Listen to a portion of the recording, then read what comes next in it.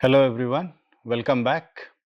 So let's continue and we had talked about various principles and we talk about different means how to achieve higher precision and then accuracy.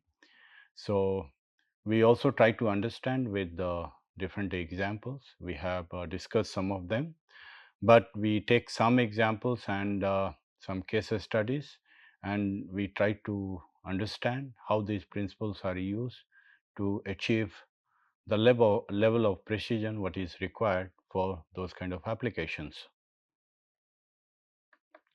So today we'll concentrate on one of the setup I designed for my PhD thesis, and that was for robotic surgery.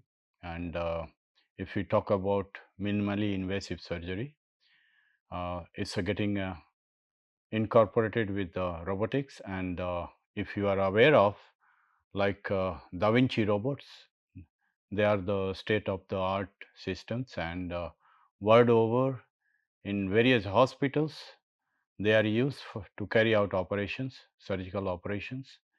And even in India, many of the hospitals they already have.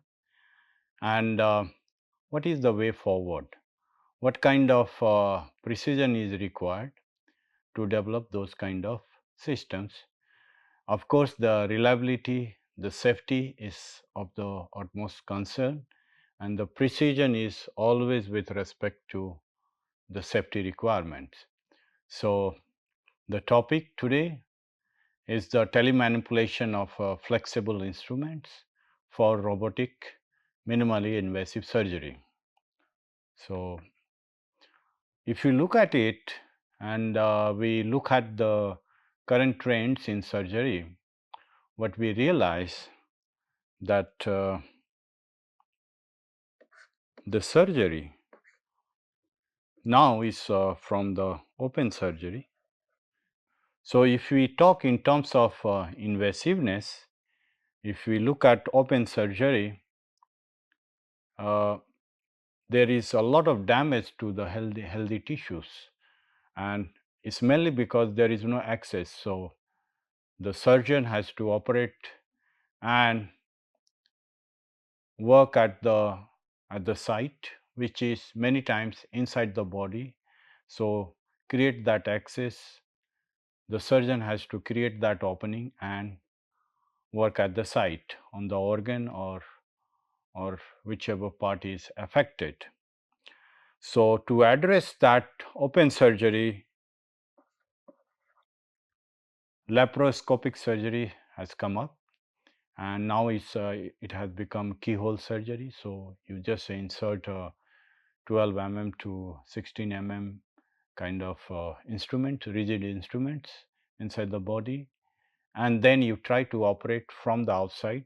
So, of course, in terms of invasiveness, it has reduced considerably, but it has imposed a lot of challenge and constraint to the surgeon. The dexterous space is now compromised.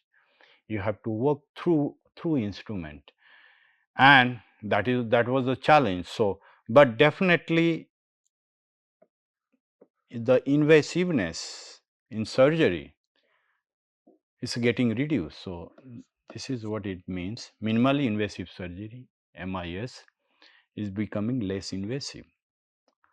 On the other hand, if you look at the flexible instruments,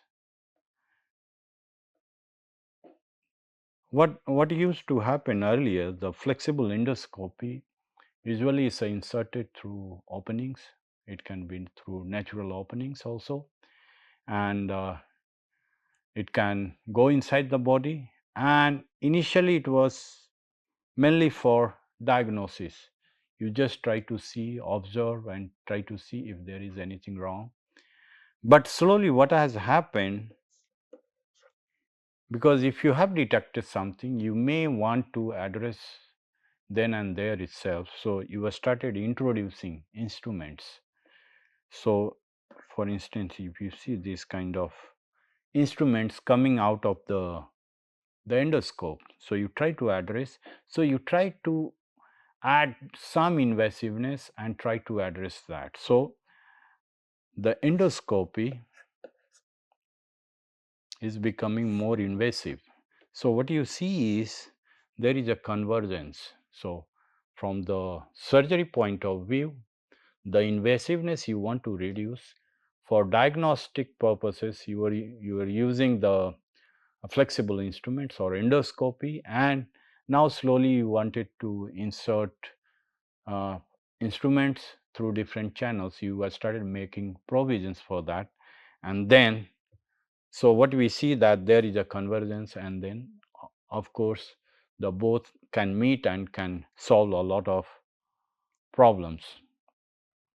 So that was the trend. And in robotic surgery, if we talk about robotic minimally invasive surgery, the biggest advantage is the whatever is the limitation imposed by the insertion point on the instruments and thereby on the surgeon, that can be addressed if we use robotic means, or if we use the concept of robotics and integrate with those instruments, we can overcome a lot of challenges. And that's why it was envisaged that the telemanipulation or the master and slave configuration, master slave based telemanipulation is the way forward, and that is the state of the art today. So, this is uh, how it looks like with the Da Vinci robots from Intuitive Surgical. So, there are many such systems commercially available, and world over the researchers are working on different kind of setups. But yes, because of the regulation and because of the safety requirements, not many are still or not available commercially. But Da Vinci is definitely there, and different versions are available. However, they are very expensive, and it's very difficult for common man to afford surgeries using these kind of systems. So yes, the commercial aspect is there, the uh, cost is involved. So that is one aspect. But technology wise, if we try to look into these systems, what we realize that it's a very good, and they have addressed many challenges. So in terms of usage, if we see, and what it means when we say master slave. So yes, it's a medical related, and of course the expert is the surgeon, the medical professional, who knows better what has to be done, and what kind of treatment is required, what kind of interventions are required. So that's why the master is the surgeon, and it controls the instrument and operate on the patient through the instruments through the master console. So it's one unit, it's a separate unit, but via that the surgeon control each and everything. So what it provides is, it provides all the freedom, the dexterity what a surgeon needs. So the manipulator, the kind of human machine interface provided there is very intuitive, and the surgeon is very happy to work with that, because he can get all kind of feedback, and as if he is working on the site on the particular organ, or doing the particular interventions with his hands. So it's a very immersive. So all those capabilities are there, are inbuilt in the master console, but it's a separate from the patient. How it communicates with the patient is through the wire, or we can say wireless also. So now whatever command and whatever is the information, whatever is the intended operation or procedures required is getting translated and getting transferred to the slave side, which is again a robotic manipulator. So this is the slave side. So master manipulator, set of manipulators, and this is the patient, and the instruments are inserted inside the body, and this is the master console, and you can see the surgeons can now sit down. So now 2 3 surgeons can also operate and can supervise. So what it provides is the slave side is optimized for the intervention, kind of intervention required. So it's a plus for both for the surgeon, and since for the patient is through the keyhole, so the damage to the tissues is reduced, and the person can return to healthy life, to the normal life very quickly. The stays in the hospital can be reduced to 2 3 days in many cases. So which is very good, and that's what surgical robotics provides you. So, and but at the same time, it doesn't compromise with the quality of surgery. In fact, it has improved the quality of surgery, and quality of post-operative uh, complications are reduced. So the person can come back quickly and can lead a healthy life. What it also provides, what you see here is, this is the master side and this is the slave side. But these two operations, the surgeon can see, and what the surgeon sees is this, but just below that, he's working with he or she is working with the master manipulator, manipulating things. So as if he is working with those knives, those suturing devices there itself, then and there itself. So it provides a lot of advantages, and that's why world over, more than, I think more than 80% of the surgeries are done robotically. Only in the extreme cases you go for the open surgery. On the other hand, what you see that all those even in Da Vinci and even in the latest one, the instrument, kind of instrument you have is they are rigid instruments. They are articulated. The tip can be articulated, but they are rigid. So they have certain disadvantages and what I can say, some limitations. On the other hand, the flexible instrument which can go with the endoscopic platforms or different kind of endoscopes, they it can flex very easily, bend very easily, and it can navigate inside the body. So they are very flexible, and definitely it can go beyond diagnostic tools. And the idea was to use this flexible instrument instead of rigid instruments in Da Vinci kind of setup. So these are some of the examples how these flexible instruments are used in a surgical scenario. So although it's a limited, but yes, they are still used to carry out the different kind of procedures inside the body. Yes, the challenge is the flexibility is advantage, but at the same time it also gives you a lot of challenges and limits the its a use in those kind of setup. So the idea was to use this kind of flexible instruments in a master slave configuration, and that's why we have telemanipulation system with the intuitive control for transluminal endoscopic surgery, and in short it was called teleflex. And of course you have the division, you have master and slave. Master side, usually you don't see much problem because yes, these manipulators can be designed and there are a lot of solutions, mechanisms there to help you. So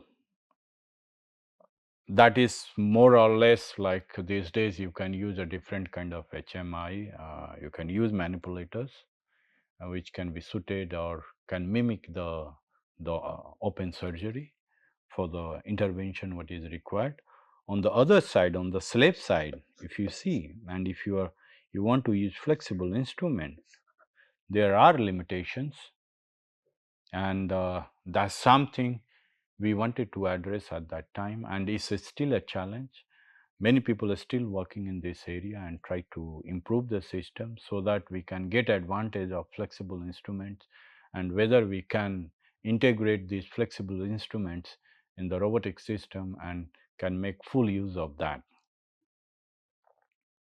So ultimately the beneficiary is the patient, but at the same time you don't want to limit the master or the surgeon. So when we look at this kind of scenario, what we realize that the control of flexible instruments or endoscopes is challenging, and the motion and the force delivery at the instrument tip is going to be again very challenging. So what is the fidelity? Because in all these cases what we see that the actuation is lying outside the body and the instrument is way inside the body, and yes, it's a changing the shape, the geometry of the channel, the platform is changing. It has a lot of friction because of the limited stiffness. Also, we have a lot of issues. We have seen that if the friction and the stiffness, if friction is there and the stiffness is also low, then there can be a big difference mm, in the positioning, and what we also call is virtual play, what we have seen in those cases. So all those problems will creep in, and then we have to address that. So this was very challenging, and we try to address that. So some target intervention we propose at that time. So very simple cases where a submucosal removal you have to do. So inside the our intestine, if it's um, the tissue is cancerous or malignant, then you may try to lift it and cut it and remove that section. So even for doing that kind of surgeries and those kind of procedure, it's not easy because the the endoscope is flexible. So there are different strategies and different kind of endoscopes where the that section can be rigidized, and then you have the access for the instrument, so instrument can come out. So you use some way to triangulate and operate, but still the dexterous space is very small and very difficult to work with. So we targeted the endoluminal procedures and try to do operate or check the efficacy of the system on these kind of interventions. And some interventions we can do, we can just do the biopsies or polypectomy, take the samples out and try to see. So and reduce the time. So now if we look at flexible endoscopic surgery, the constraints what we have is the instrument tip is remotely controlled, the friction between the instrument and the guide tube, shape of the tube is changing all the time, the instrument has a limited stiffness, and of course it has a clearance also so that it can move easily. So the challenge what we have is how to ensure motion and force fidelity and how to get a predictable behavior. So this is just to showcase like how it's done. So endoscope can be inserted and can operate. So there are various setups. So Boston Scientific is a manual from outside. You can operate with these handles and can operate on this tape. and this is conventional normal cornoscope from Olympus. So there are various setups now these days. Yes, so we wanted to study the dynamic behavior of a flexible surgical instrument inside the endoscope, and we carried out the modeling and simulation to understand more about the interaction, how these instruments behave under those circumstances, develop the experimental setup to know exactly how the different parameters are related and what kind of behavior can be expected. And of course, later we have to do the validation, testing, characterization. And when we look at the modeling, so this is the kind of typical setup we have: the endoscopes and flexible instrument. Two, again, very flexible, but at the same time you also need to address how they interact. So the instrument, the access channel provided inside the endoscope, and the interaction, the contact. So all these things we have to define so that we can get a better model and we can simulate different phenomena. So for the flexible instrument, again, this is a finite element approach, and uh, what we develop is the model for the instrument, and for the tube, for the access channel we define a tube, and what we wanted to have is not just the translation but the rotary motion, whether we can give it, and then if we do that, what happens. And the tube is defined by the Bezier curve, and the Bezier curve, we know that it needs a minimum number of control points, and we can design different kind of curvature. So we use the Bezier curve to define the shape, and then we assume that is a uniform circular cross section. Of course, since we can assume is rigid, so to start with we assumed it's a rigid, but it can be flexible also. So that is something, those are the modeling challenges. And okay, contact model we defined, and different region we defined, and calculated different triads at the point of interaction, define the stiffness, damping, and friction. And so these are something, maybe if you are interested you can refer to the literature, but but no need to understand everything. I think what is important is how it's used. So at the point of contact, I think this is what I discussed earlier also. At the point of contact, and when it's moving, what happens, what kind of forces are there. So there will be normal reaction force, and accordingly there will be friction force. So what you see here is the tangent plane and the normal force. You can have the normal force there, and tangent plane is defined. So if you have the rotation also, you can also see what is the effective movement. So we can get again the direction based on the slip velocity, and we can also do some simulation and suppose what happens if we insert.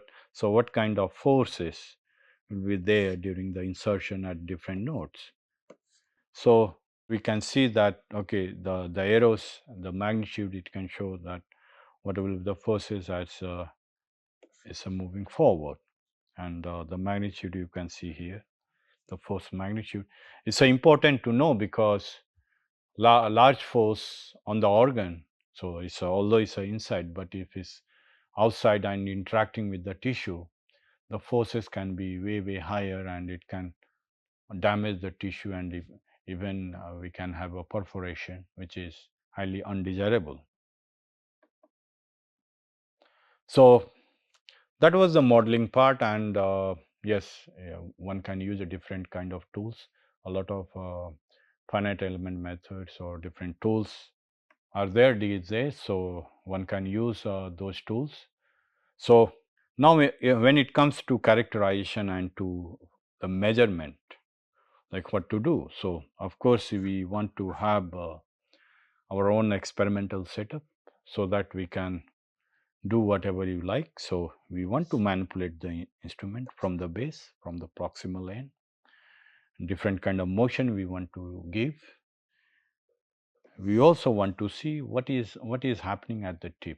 So, want to measure precisely what's happening at the instrument tip, how much is moving forward or backward rotation, if there is any whip like motion, if it's suddenly moving. So, that is something not desired. So, we also want to see that.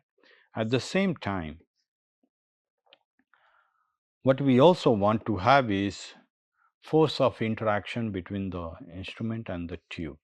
So, when it's interacting, when we are manipulating the instrument, what are the forces? What can we measure that? So, we also want to do that. So, that was the basis for the setup. And then, so based on that, we started working, and then what we realized that we try to divide and make it modular. So, for the instrument and to actuate it, we need the actuation module. For force measurement, we need a force sensing module, and for the tip measurement, we call it tip motion measurement module. So, this is how it will look like. So, actuation block is there, actuation module. So, the different kind of actuator sensors there, and from the base we can manipulate the instrument. Output block we have here, so can measure it, and preferably non-contact type. The reaction platform here, there are various reaction pads, so some concept, so the tube can be fixed, and if there is any force, can we measure it precisely. So, that was the idea, and that's how we wanted to do. So, looking at the actuation module again, so we wanted to have translation and rotation at the same time and want to combine and also see. So, these are some numbers, yes, the designer specification we should have to proceed. So, from the literature, from the surveys, after meeting with the surgeon, we know what is the kind of numbers they are looking at. And very simple concept for the actuation module, and what we have here is very simple design. So, linear guide you see here, so it can slide, and on this side you can see the ball screw on this side, motor is there. But what happens, yeah, means if it's just a kind of mechatronic application or any not looking for precision, we can just assuming they are aligned and some it can easily take, so we can simply attach them. But if we look at from precision point of view, what we wanted to have is we wanted to just transfer the translation of the nut, ball screw nut. So, wanted to have one constraint, the linear constraint in that direction. At the same time, we don't want to clamp it through bolts. So, what we wanted to have is wanted to restrict the torsional motion or the torque, so that's how the ball screw will work. So, we come up with the flexure coupling. So, and we have two, one is bellow flexure and one is folded sheet flexure. So, folded sheet flexure, what we know that it provides constraint along this line, along the fold line, and the bellow will provide the rotational constraint. So, if its a rotation is constrained, so the nut will not rotate, but since the motor is rotating, so because of the helix angle, the ball screw, the pitching, it will translate. So, what we will get is only the translation. So, any kind of angularity, offset, whatever we have, that can be absorbed by this flexure coupling. So, we come up with this and we design, and this is what we have. This is how it will look like.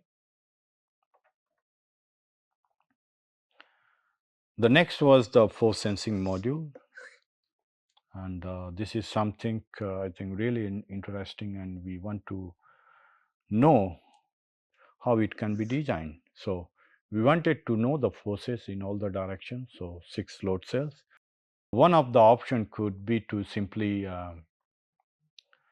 use 6 top load cell, but if you want to know exactly what's happening, it's also good to design our own. So what we try to do is we try to use single DOF load cell embedded, and then we use the 3-2-1 configuration what we discussed earlier. So this will again we cover and try to understand how it's used, and then we use the wire flexures and connected it, and then we developed the entire setup and we used it. So today I think we are going to stop here, and I'll continue in the next lecture from here. Thank you.